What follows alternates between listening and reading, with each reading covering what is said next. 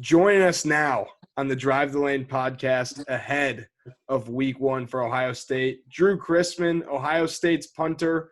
We are officially now a punters podcast. Drue, welcome back to the show, appearance number 2. How does it feel coming on now the second time? We're happy to have you. I'm waiting for my other bump. I was kind of trying to think, when did we do it last? It was during the middle of the season last time, wasn't it? No, I think it was after, because we talked about your fake punt pass. Oh, it was after. It was after. Well, so the Drive the Lane bump was the season actually happening, was your Drive the Lane bump. No, you know what? I think the bump was? The ring. There you go, the ring. Marrying the most beautiful woman in the world. So, wow. that got me some brownie points. So, all right. Well, let's move on to some manly things like football. That's what we're talking about. Wait, hold on. So many voices. I said, how is married life? Because that's why we brought you on the podcast. We are a marriage podcast. Yes. How is married life? It's great. 10 out of 10. Highly recommend it for anybody who's interested. Anybody on the brink of deciding, go for it. So as long as you got the right woman or man, you're good to go. That's, of course, just one of the many reasons we brought you on. Another reason is because this weekend, finally, 10 months later, Ohio State is finally punting off. Question number 1, what has been kind of the mantra and the mindset for this team from the moment it shifted from let's stay ready in case we have a season to, all right, we're playing October 24th? Right. Now, I mean, we've been preparing kind of nonstop, even when we were in quarantine, talking about just keep chipping away. We're going to find a way to make this happen. And, obviously, I mean, we're close, with everything that's going on, though, I was kind of telling Andrew, I'm not going to believe it until we're running out of that tunnel Saturday. You're still kind of holding your breath. You're preparing. But till it actually happens, I don't think I'm going to believe it, and some of the guys are going to believe it, because it's just been – I've been here for 5 years now. This has been the craziest thing I've ever experienced. I'm sure most people in their entire lives. So you kind of just got to take it one day at a time. And, I mean, guys are definitely excited, but it's going to be a whole different type of mood when we're actually on that field and, we're playing. We're hitting somebody else. I'm most curious about just the process. Was there – I mean, this is like a threefold question. Was there any doubt? Was there any just negative energy at all? And what was just the leadership like? Was it just business as usual, or was there a little bit, being held back in the whole process? Yeah. I mean, when Gene came in and he announced that, we were postponing, and then walking out of that team meeting after we had started camp. We were in the middle of camp and, getting ready to play in a couple weeks, and then literally it just gets pulled out from underneath you. And especially that first Saturday, watching other teams play and still not really knowing you're going to have a season. And then those were probably the kind of the biggest morale hits. I mean, that was definitely rock bottom of this whole entire process. But then once you just started seeing, this whole daily positive, the daily testing that we're doing now, and Dr. Borcher is just meeting with everybody. And I mean, people never really stopped fighting. I know Coach Day never did. And, it shows. I mean, even Justin putting out petitions and everything. And I think the president even called Trump even called the president of the Big Ten. So nobody really ever stopped fighting. But there were definitely some dark times. But it's a different mood now for sure. Was there a moment where you were like, we're not playing football this year? Yeah. No. I mean, after that meeting, I thought that was it. It kind of felt like it was it. And we had, I think I was home for 2 weeks after that. And we kind of started making plans elsewhere. I mean, we had a plan for everything. I really thought I was never going to put on a Buckeye jersey again. And that was a tough pill to swallow. Especially, I mean, the president, the Big Ten commissioner came out and said, we're not even going to revisit this decision. I was like, well, that's it. hang on to it a little more, keep working out and everything. And I don't know what our schedule was going to look like, but it didn't seem like there was any light at the end of the tunnel at that point. So I don't know if you can answer this question, but were you – you said this last time you put on Ohio State jersey. You mean your next jersey was going to be for the Bears, or your next jersey was going to be for the Oklahoma Sooners? I mean, I'll take anybody that'll pay me. I don't care where we're going next. Did you hear the second part of my question? Was it going to be the Bears as in a professional team or another college football team? Oh, that never crossed my mind. A little more juicy. No, that I don't think that really crossed anybody's mind. There was so much risk involved, and I know there was like rumors of like Justin transferring back to like Georgia or something like that to make that happen. I feel like the risk already, like that there was even going to be a season. I don't know. We kind of figured it was going to make it happen, or it wasn't going to happen at all. So, yeah, I mean, we were looking at the next step in my career for sure. A lot of the headlines surrounding the season are obviously, okay, football is back. Ohio State's playing.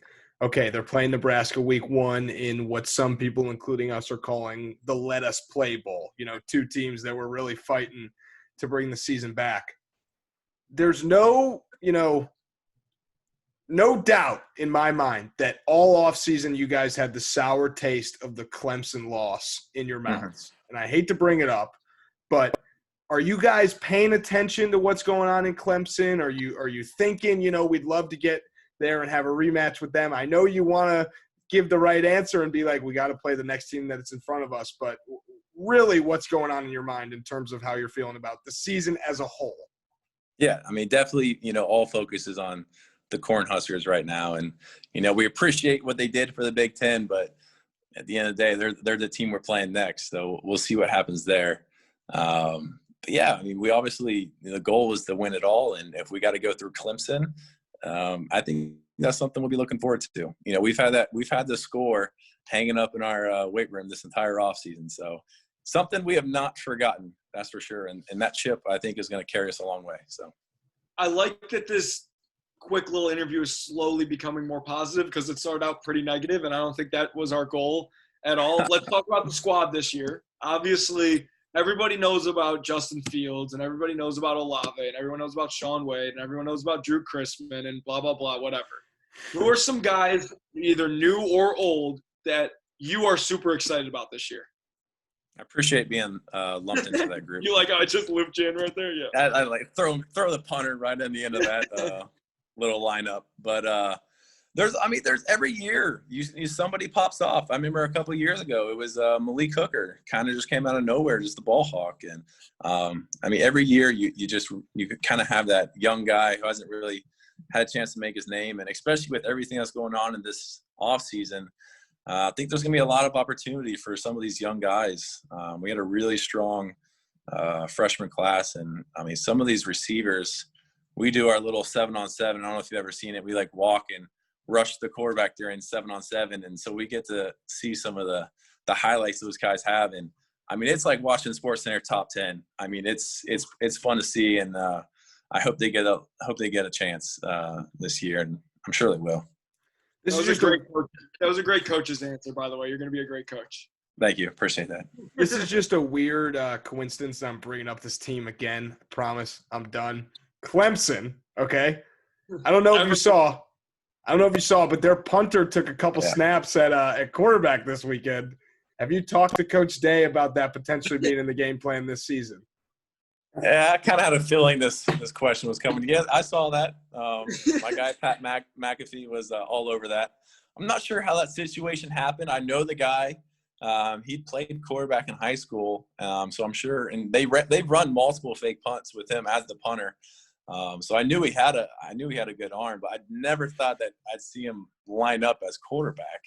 That was definitely fun to see. And I am 1 for 1 in my career, as we talked about last podcast. So Coach Day knows I can sling it. So if he needs me to go in there for 3rd, 4th, 5th string quarterback, I would be happy to. 73 to 7 to Georgia Tech. There's not much pressure involved in there. So give me a couple bubble routes, maybe a fade up the sideline. I'll make it happen. it was just so funny to see a guy number 48 playing quarterback. I feel like that's probably never happened besides just like no one in the 90s is going to play quarterback unless it's you. So, I mean, my question. Devin Gardner. Yeah. What was he, 99? Yeah. Yeah. We don't need to talk about him. But are you worried about losing your perfect passer rating when your number is called? Because it probably will be. No, I mean, Good answer.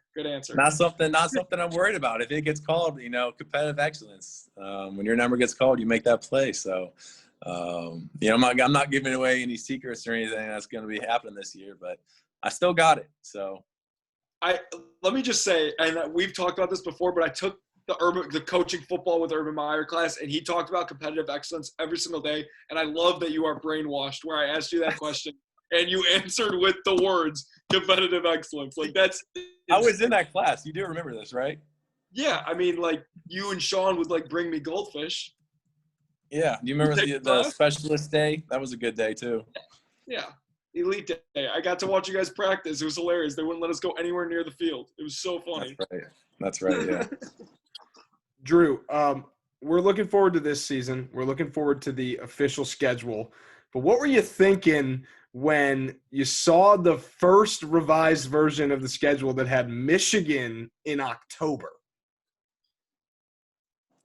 I mean, yeah, if something else, I mean, that's just 2020 summed up for you right there. If that was going to happen, I mean, it was going to happen this year. But now what are we playing on December 12th? Or that would have been a lot warmer, the revised schedule. Now we're going to be playing in the snow. So whatever's going to happen, this is going to be an interesting season too. This is a schedule that's never really happened before either. So I mean, you kind of just got to really take it one game at a time and prepare for whatever. So one thing we actually talked about, it's funny you bring it up, that me and Andrew were talking about it in like the segment that's before we interview you. We talked about what we're most excited for, and I said I am so excited for it to be freezing cold during half of the season. Is that something you guys have like talked about, prepared about?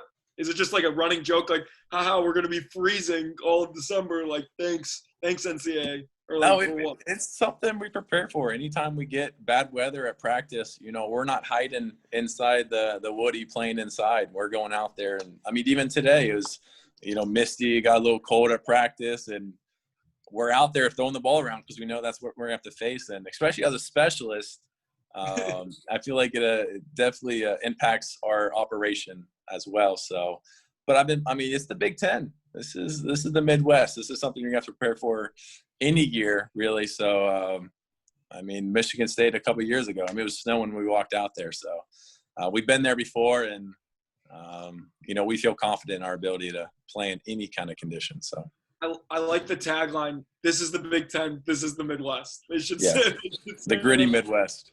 Yeah, and then you just get rid of Maryland and Rutgers. It's good. It's perfect. I like that. So, Drue, do you know who Sir Yacht is? Sir Yacht, is that? I think so. Is he the guy that did the Old Town Road? No, that's Lil Nas X. Oh, Sir Yacht. Is he a rapper? Sir Yacht. No, Sir Yacht is the guy on Twitter that was tweeting about his sources, about the Big Ten coming back. This guy. Is he he's a Barstool guy, right? No, kind of. Same corporation, different division, basically. I've seen a little bit of his stuff, I guess, if you can verify him. This little gag / bit isn't going to be as funny now, but we have him on this episode too with you. We think he's part of the reason that Big Ten football is back. So what do you have to say to him? I mean, thank you if he did actually have an impact. I don't know if he did. I've seen some of his tweets, and when you first read them, not knowing who the guy is at first, I'm sure he got a lot of reaction, which is what he was hoping for. So maybe if I did stir up some news, and maybe some people ran with it, and maybe did start more of a buzz, hats off to him. But I don't know. There was a lot of things going on social media during this whole process. So you were thinking of Lil Yachty. That's what you thought I was saying. There you go, sir. Little. There's a bunch of them out there. That's an all-time soundbite right there. You asking if Sir Yacht made Old Town Road. That's an all-timer. We can edit that one out. I don't know. For those of you who aren't watching and are just listening, Drew did get a bit red when we asked him who Sir Yacht was, and he started talking about rappers, which is great. That's good. He does make music. Sir Yacht does make music. He does. Okay, see, that's something. You knew. He's just not a rapper. But hey, you knew. You're on the right path. Yeah, I'm up to date. I got one more question really, and then I know Andrew has a question. Then we like to ask you a question at the end and blah blah blah whatever. But my last question is two questions. Number one, are you going to guarantee a national championship? And then number two, sorry, great question. I didn't mean to laugh. You said it so seriously. Yeah, no, there is no number two. There is no number two. Yeah, that's it. That is a two-part question right there for sure. We'd love to. That's the goal. But one game at a time, Joey. You know how it is. I know. That's a test. Another test. We've got the pieces. We've got the pieces. Coach Day is in my ear. Yeah, Coach. He said the right thing. We're good. Don't worry. I appreciate that. Yeah. Give me a thumbs up tomorrow. That's gonna be great.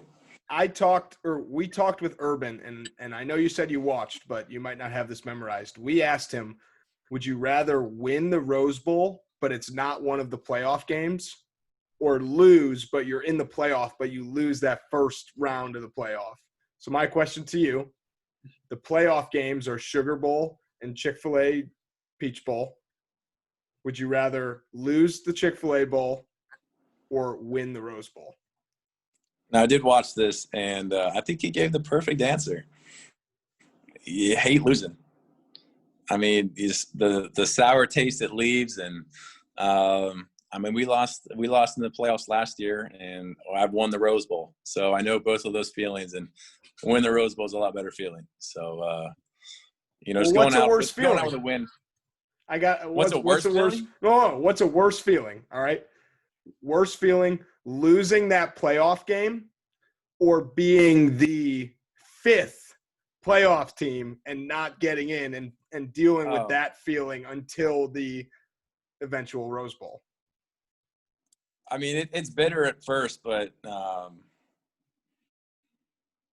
you hate losing. Like I said, I mean, I'm going to have to agree with Coach Meyer on that one. I'm pretty sure – I'm almost positive that's what he said.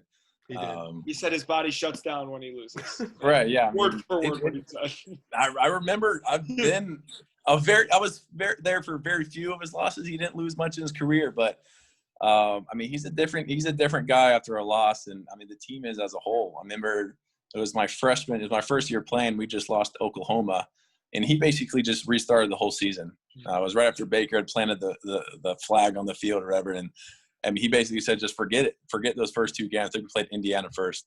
Like, we're starting the season over right now, and our record's 0-0. I mean, he hates losing. So I'm have to ride the boat with him on that one. That's like when you spend a lot of money and you have let's say $5,000 in your bank account, or you're at $5,200 and you spend that $200 and you're like, no. Now my bank's $5,000. Yeah, now we're starting at $5,000. It's like, forget that I had that $200. That's gone. Never existed. Existed. It's really like Venmo, which is fake money anyway. If you have money in your Venmo and you spend it, it's like you bought something for free. Cash is fake money too. Both fake money. I agree. All right, Joey, let's finish it off. You know what to ask him. Yeah. Drew, we asked you this last time. Hopefully you came prepared this time. Do you have any questions for us? Yeah, I kind of have two questions. When is this going to become the Punters podcast? Because that's obviously the audience that you guys are, trying to reach here. And then secondly is what's the drive the lane bump? I don't know if somebody's asked this before, they might have, but I mean, what could be like the ideal interview? Like who's your guys' top guys, political? Do you guys want to interview the next president, or, where's the bump going to come for you guys? I'll answer first and not answer all of it. And Andrew, you can take the second one, and then I'll bounce off of that one. But the Punters Podcast. Yeah, we are the Punters Podcast, 100%. We would love to have you on weekly to review every single play from the Ohio State games and talk about your punts, and we'll just have you on every week. And or lack of punts, yeah. True. That's one of the questions we asked Jack Fox. We're like, would you rather punt 100 times or 0? And he's like, 0, duh. Right. But no, we are a Punters Podcast. We've always been a specialist podcast because I am a specialist on a basketball team. Always have been. So yeah, that's the answer to the first question. Okay. So the answer is right now, because we are the Punters Podcast right now, which is exactly what Joey was saying. And I'll tell you this, we may or may not have Pat McAfee's contact information, and we may or may not be too scared to use it.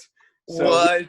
We could potentially take the Punters Podcast to the next level, the PPP, Punters Podcast with Pat. But just clip that right there, tag him, and I bet I'll retweet it. We'll get a response. All right, we'll do that. We'll say we're not going to text you. Pat, if you're listening, if you're watching this clip, I'm not going to text you. Just come on naturally, and that way we don't have to do the awkward you not responding to my text. But you might not even have his number though, and then what are we going to do? I mean, it's just a maybe. True. But to answer your question about the drive the lane bump, like the next thing, for me, I think it's one of two options. Option number one is Ohio State Athletics says we're going to have a podcast for all our athletics. Andrew and Joey come and run it, called like the Ohio State Athletics Podcast, and we get to interview whoever we want, access to everyone, everything. The second option is the NBA does a bubble again, and they say introducing the NBA's Bubble Boys podcast, hosted by Andrew Zolman and Joey Lane. No, I clearly haven't thought about either of those. I was going to say, you've thought about this. Drew, what do you think about, and this is, Andrew, we haven't even talked about this, how, like, wouldn't it be really cool if athletes had, like, that's all about the brand. Everyone's talking about college athletes and their brands and stuff. They should have it. We should have an athletes podcast. Right. I mean, there's certain athletes out there that I think maybe shouldn't have a podcast. I agree. But that's just people. But I bet people will listen to it. I mean, the amount of attention college sports and just sports in general, people like to hear behind the scenes and get to know their favorite players. So I think it'd be a huge hit. Drew, after the season, if you are wanting to start a podcast, we will help you out. We would be happy to do it. First guest can be Pat, the Punters Pod with Pat. So we're here for you. I don't think Coach Day would want you, finishing up practice, getting ready for Penn State, and then going to your I was going to say your dorm, but I forgot you're like 50. Going back to your home and pulling out your microphone and making a pod. But once you graduate from college to NFL, we will be happy to help you with the podcast. I appreciate that. And Drew, my dream guests are, my number one is Barack Obama. It's funny you said political, just because he's Chicago sports and obviously one of the most famous people on the planet. So that's good. It's very lofty. My two are LeBron. I saw that. I was impressed. Urban was a bucket list dream guest, but it's like now we want more. Yeah. Right. Yeah. You got a little taste, that's for sure. Exactly. All right, Drew. We thank you for coming on. Good luck this weekend. Good luck this season. We'll be tweeting at you pretty frequently throughout the season. Every retweet is appreciated, not necessary, but appreciated. I appreciate it. I'm looking forward to my bump, guys. We can't wait either. We can't maybe wait. Not a lot of punts, not on the punch, just maybe like perfect holds or something, for Blake or something. Yeah. That'll be my bump. I like that. Or a passing play. Or a few series that passing play. Yes. Just one series. Yeah, just give him just let him hand the ball off once, like a little delayed handoff. And then a play action bomb. Oh, RPO. Wait, Drew, I thought of one more question. All right. If you had to predict any game on the schedule that you would be able to get in as quarterback, which game would you predict? You can't answer that. I'm not doing that. That's him. Yeah, I mean, the goal was to not punt. I'm not going to go as far as to say we're beating them so bad they throw in the sixth-string quarterback, the punter. So And here comes Drue Chrisman, who has not attempted a punt today, but he's gonna. Could you imagine if you threw more passes than punts in a game? That'd be insane. I wouldn't be surprised. I think the Clemson quarterback might have. I think he had to. He was 2 for 3 or something. So I doubt they had 3 punts in a 73 score game. So that's the bump though, right there. The ideal bump. More passes. The ideal bump. I would take it. I'd be happy to. Awesome. All right, you're the man. Good luck this year. We'll be talking to you. We'll be rooting for you. Can't wait to have you on again, in I don't know, 3 months probably, something like that. It seems like we'll have you on next week to celebrate your 30th birthday. I appreciate it, guys. Always a pleasure. Anytime. All right. Thanks, dude. Talk to you, man. Yep. Talk to you later. Bye.